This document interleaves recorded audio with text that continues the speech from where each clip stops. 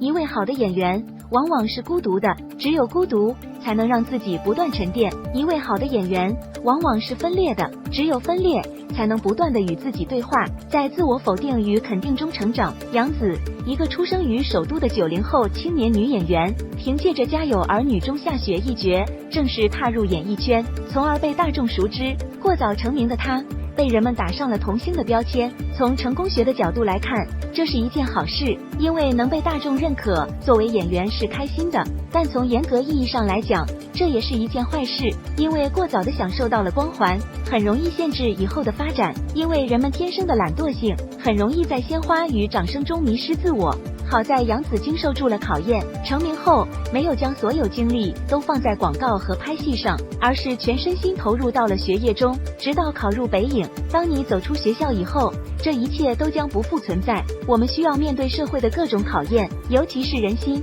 进入社会的杨紫本以为可以从此平步青云，但现实却给她深深的上了一课。欢乐颂里杨紫的演技让很多人惊叹，剧中那个感情用事、做事冲动的一个来自小城市的普通姑娘，为了能够在大城市中立足，每天起早贪黑，做着薪水不高的工作，挤着地铁公交，所有的演绎都是一气呵成，毫无表演痕迹。邱莹莹一角的成功塑造，让人们意识到，原来的那个童星夏雪早已经长大，现在是一个可以用演技说话的演员了。在一个人的成长中，总会伴有迷茫和恐惧，杨紫也不例外。在面对当时要出演《香蜜》中的锦觅时，她担心自己的演技会毁掉角色，担心自己的长相演不了古装剧，更担心会让喜欢自己的观众失望。杨紫的成功让圈子里的许多流量明星汗颜，不靠绯闻，不靠关系，所有的一切只凭自己对于演技的磨砺，只有不断的努力完善自己，才能在暴风雨过后